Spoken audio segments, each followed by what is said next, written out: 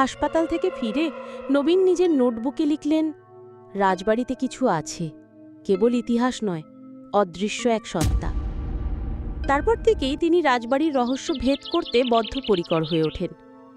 হরিপদ কাকু একদিন বললেন, রাজবাড়ির নিচে একটা গুপ্তঘর ছিল, কেউ ওখানে যেত না। শোনা যায় অনেকের কান্না চিৎকার শোনা যেত সেই জায়গা থেকে। দিব্যেন্দু মারা যাওয়ার পর রাজার আদেশে সেই ঘর সিল করে দেওয়া হয়। নবীন পুরনো মানচিত্রে সেই জায়গার হদিশ পেয়ে গেলেন। তিনি রাতে টর্চ লাইট, ক্যামেরা ও কিছু খাবার নিয়ে ঢুকলেন রাজবাড়ির পেছনের পুরনো গুডাউনের ভাঙা দেয়াল গলিয়ে। সেখানে সিঁড়ি পাওয়া গেল নিচের দিকে, যা লুকানো ছিল জঙ্গল ভর্তি ছাদে। নিচে নামতেই যেন একটা ঠান্ডা হাওয়া বুক কাঁপিয়ে দিল। দেয়ালে মোমবাতির দাগ, রক্তমাখা কাপড়ের টুকরো আর মাটিতে জীর্ণ কাগজের পাতা, যেখানে লেখা ছিল, আমি মায়া, মৃত্যুর আগেও আমি মরিনি, আমাকে কেড়ে নেওয়া হয়েছিল, আমি প্রতিশোধ চাই। এই রাজবাড়ির প্রতিটি ইট জানে আমি কিভাবে মারা গিয়েছি। হঠাৎ করেই নবীনের টর্চ নিভে গেল। গা ঘেঁষে কিছুর স্পর্শ, হালকা গন্ধ, পুরনো সিঁদুর আর ধূপের মিশ্র গন্ধ, আর একটি কণ্ঠ, সেই চেনা কণ্ঠস্বর, তুমি তো ইতিহাস খুঁজতে এসেছিলে, ইতিহাসের রক্ত দেখতে চাও? নবীন আতঙ্কে ছুটে বেরিয়ে আসে, কিন্তু তার মন মানে না, সত্যটা জানতেই হবে। পরদিন সে খোঁজ পায় এক বৃদ্ধ তান্ত্রিক সাধুর, রঘুনাথ ব্রহ্মচারী, যিনি রাজপরিবারের পতনের সময়ও জীবিত ছিলেন, এখন থাকেন বটতলার ধারে। তিনি বলেন, দিব্যেন্দু মায়াবতীকে সত্যিই ভালোবাসত, কিন্তু রাজা হেমচন্দ্র কেবল বংশরক্ষাই বুঝত।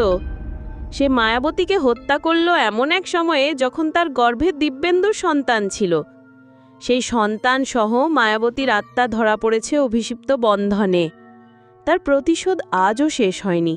সে চায় কেউ একজন ইতিহাস জানুক, সত্য প্রকাশ করুক, যাতে তার আত্মা মুক্তি পায়। নবীন ঠিক করেন তিনি একটি ডকুমেন্টারি বানাবেন, যেখানে থাকবে সিন্দুরপুর রাজপরিবারের প্রকৃত ইতিহাস, মায়াবতীর কাহিনী, রাজা হেমচন্দ্রের নিষ্ঠুরতা। সে চান ইতিহাস জেনেই মানুষ ভয় নয়, সত্য জানুক। ডকুমেন্টারি কাজ শুরু হলো। স্থানীয় লোকজন প্রথমে রাজি হয়নি, তবে ধীরে ধীরে সহানুভূতির বশবর্তী হয়ে তারা সহযোগিতা করতে লাগল। এক রাতে শেষ দৃশ্য ধারণের সময় রাজবাড়ির পেছনের বাগানে হঠাৎ ক্যামেরা বন্ধ হয়ে গেল। বাতাস থেমে গেল, আকাশে চাঁদের আলো মিলিয়ে গেল, আর দেখা গেল এক লাল শাড়ি পরা নারী ধীরে ধীরে নবীনের দিকে এগিয়ে আসছে। নবীন স্থির দাঁড়িয়ে থাকল। তখনই সেই কণ্ঠ, তুমি আমার কথা বলেছ, এখন আমি যেতে পারি। এত বছর পর কেউ আমাকে মানুষ মনে করল। আলোর ঝলকানি, ঠান্ডা হাওয়া কেটে গেল, আকাশে আবার আলো ফিরল।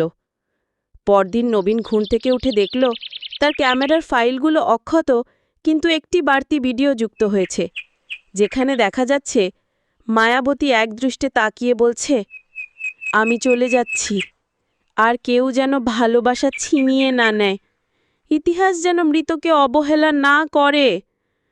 পরিণতি। ডকুমেন্টারিটি প্রকাশ পায় the caste courtyard of Sindurpur নামে, দেশ বিদেশে প্রশংসিত হয়। নবীন পায় আন্তর্জাতিক পুরস্কার। কিন্তু সবচেয়ে বড় পুরস্কার কি? সেই রাজগাড়িতে আর কোনো অশান্তি নেই। পুকুরঘাটে এখনও লাল শাড়ি উঠতে দেখা যায়, তবে আর কেউ ভয় পায় না, বরং কেউ কেউ ফুল রেখে আসে মায়াবতীর শ্রমণে। সিন্দুরপুর এখন ইতিহাসের অংশ, অভিশিপ্ত নয়, এক প্রেতাত্মার মুক্তি ও এক ভালোবাসার করুণ পরিণতির সাক্ষ্য।